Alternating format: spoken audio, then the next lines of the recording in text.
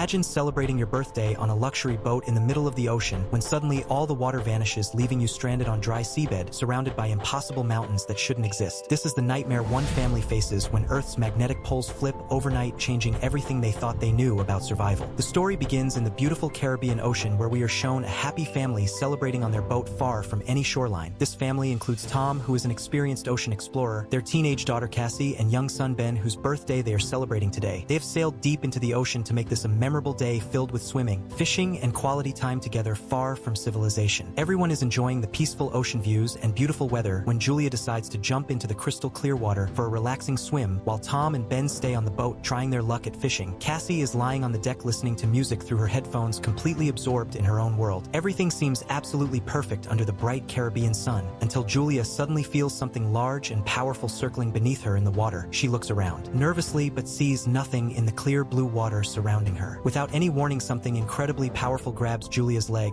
and violently pulls her deep underwater. On the boat, the navigation equipment suddenly starts spinning wildly in all directions, as if detecting some massive disturbance below the surface. Tom and Ben are too focused on their fishing to notice these strange warning signs. Underwater, Julia struggles desperately against whatever has grabbed her and manages to break free, swimming frantically toward the surface. When she finally gets her head above water, gasping for air, she realizes with absolute horror that she has somehow drifted dangerously far from the boat in just seconds. Julia begins screaming for help as loudly as she possibly can, while the ocean current seems to be pulling her backwards, even further away from her family. She calls out desperately for Cassie, hoping her daughter will hear, but Cassie cannot hear anything over the loud music blasting through her headphones. Tom finally hears Julia's faint cries in the distance, and his heart drops into his stomach when he spots her struggling far from the boat. He immediately dives into the water without hesitation, swimming frantically toward his wife, while Ben rushes to start the boat's engine. Tom reaches Julia just as she is about to go under the water again, and wraps his strong arms around her, keeping her head safely above water. Ben successfully navigates the boat to them, and together he and Cassie pull both exhausted parents back on board to safety. Once everyone is back on the boat, Tom angrily confronts Cassie, demanding to know why she wasn't watching her mother like he had specifically instructed her to do. Cassie apologizes, sincerely explaining she had her headphones on and genuinely didn't hear anything. Tom establishes a new strict rule that from now on absolutely nobody swims without informing someone else first, and everyone reluctantly agrees. But none of them realize this near-death experience is just a warning of the true nightmare about to unfold. As evening approaches and the sun begins to set, the family prepares to celebrate Ben's birthday with cake and decorations on the deck. After the celebration, Cassie receives a video call from her boyfriend back on shore, and she happily tells him about their ocean adventure. But he interrupts her with urgent news, saying something extremely unusual is happening in the world and warns them to return to land immediately. Cassie notices a massive storm visible behind her boyfriend in the city, and before she can ask more questions, their connection suddenly cuts off completely, leaving her deeply worried. Cassie rushes to inform her parents about the strange warning, and they quickly begin inspecting their boat's safety systems. While checking, Tom notices something that makes his blood run cold. Dozens of whales and sharks are swimming around their boat in highly unusual patterns. This concerns him greatly because these species are never found together in this area, and their behavior seems wrong. Being an experienced ocean explorer, Tom immediately recognizes this as a warning sign that animals typically display before major natural disasters strike. Before Tom can properly warn his family, the boat is violently struck from below by something absolutely massive. The impact is so powerful it throws everyone completely off balance, and they grab onto railings to avoid falling. Tom immediately dives underwater to inspect the damage and discovers a huge dent in the boat's hull, clearly caused by a large aggressive shark. When he surfaces, Tom has a deep bleeding gash on his shoulder, which Julia quickly stitches up with their medical supplies. He delivers terrible news to the family, explaining the collision severely damaged their engine, meaning they are now completely stranded in the middle of the ocean with absolutely no way to move the boat. The family desperately tries calling for help, but discovers all communication systems have mysteriously stopped working, with no signals reaching their radio or satellite phones. Tom checks their food supplies carefully and calculates they have enough provisions for only 4 days at most. Their only real hope for survival is that a passing cargo ship on this shipping route might spot them and come to their rescue. Suddenly, they hear a deafening roar from the sky above and look up to see a massive meteor streaking directly toward their exact position. Tom desperately tries starting the severely damaged engine, knowing it will likely destroy what's left of it, but having absolutely no other choice to save his family. The engine sputters and coughs to life, and Tom manages to move the boat just barely enough to avoid a direct hit from the falling meteor. As the massive object crashes violently into the ocean nearby, creating enormous waves, Tom realizes these aren't natural meteors at all, but satellites falling from orbit, explaining why all their communications suddenly stopped working. Before they can recover from the shock, another satellite begins falling directly toward them from the darkening sky. The family rushes below deck, frozen in absolute terror, and puts on life jackets, preparing for impact. The boat shakes violently as burning debris crashes all around them in the water, and they hear a massive explosion before everything suddenly goes pitch black black, and they all lose consciousness. When they regain consciousness hours later, they are shocked to find themselves somehow alive though badly injured, with several holes punched through their boat's hull.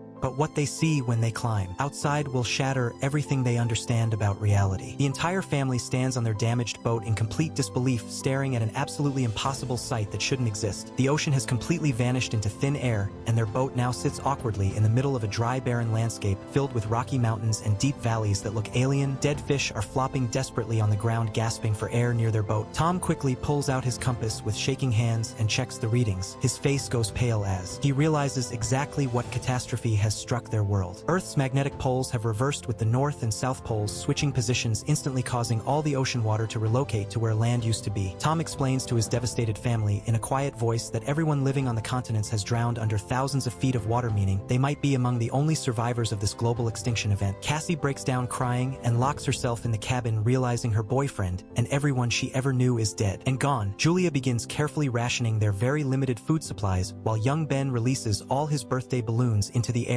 desperately hoping any other survivors might see them and find their family. Tom attempts to contact anyone on the emergency radio and surprisingly receives a response from Captain NATO, who is currently safe inside a military submarine. The captain confirms the pole reversal catastrophe and explains that in approximately 1 week, the poles will shift back to their normal positions. When that happens, the ocean will return as a massive tsunami, destroying absolutely everything in its path. The captain tells Tom the only way to possibly survive the second wave is reaching high ground before the water returns with devastating force. Tom desperately asks if the captain can take his entire family into the submarine for safety, but the captain explains he recently lost a crew member and only has limited space for 2 more people maximum. Tom immediately offers all their remaining food supplies in exchange for taking his 2 children to safety. The captain agrees to this desperate arrangement and provides specific coordinates for a rendezvous point. Tom quickly calculates they can reach the submarine location in exactly 2 days if they travel on foot across the dry seabed, but this decision will lead them straight into unimaginable horror. The next morning, the family prepares to abandon their boat when Tom spots a figure approaching slowly in the distance across the barren landscape. Seeing the stranger appears badly injured, Tom grabs a bottle of water and walks toward him to offer humanitarian help. But when Tom gets close enough, the man suddenly attacks him viciously with a knife he had hidden. Julia watches in absolute horror from the boat as the crazed stranger drives the blade into Tom's chest again and again until he collapses bleeding onto the ground. The killer immediately starts running toward the boat where Julia and the children are trapped. Julia acts incredibly quickly, pushing her 2 children into the cabin and locking them safely inside before handing Cassie a flare gun with strict instructions to use it only in an extreme emergency situation. Julia hides herself in the small bathroom as the killer boards the boat and begins violently searching for supplies. He discovers their food storage and starts eating ravenously like an animal, as if he hasn't eaten anything in many days. The killer's dog spots Julia hiding through a small crack and starts barking loudly, alerting its owner to her presence. Julia is forced to kill the dog to stay hidden, but this action makes the killer realize she must be outside the boat. As the killer exits to search for her, Julia sneaks back inside through a hole in the damaged hull, but the killer catches her anyway, grabbing her hair violently and slamming her against the wall repeatedly. He begins strangling Julia with both hands when Cassie fires the flare gun through the cabin door. The burning flare hits the killer directly in the chest, knocking him backward and immediately setting parts of the boat on fire. Julia escapes outside with her frightened children, and they discover Tom's lifeless body lying on the ground in a pool of blood. Young Ben blames himself for his father's death, saying if he hadn't released those balloons, the killer never would have found their location. They have no time to properly grieve as the killer suddenly emerges from the burning boat and charges at them covered in flames. Julia unleashes every ounce of rage she has left, driving her boot hard into his chest, sending him tumbling backward, and grabs her children's hands, running as fast as they possibly can. The boat explodes violently behind them as they flee desperately across the desolate seabed, exhausted and terrified for their lives. After running for hours without stopping, they pause to rest behind a large rock formation, assuming they have finally lost their relentless pursuer. But when Julia glances back, her heart sinks as she spots him in the distance, still following their trail. The 3 continue running through the harsh alien landscape, growing physically weaker with each painful step. They reach a pool of acidic water that burns their skin as they desperately wade through it, having absolutely no choice. Julia gives Ben the last few drops of clean water as he is suffering from severe life-threatening dehydration.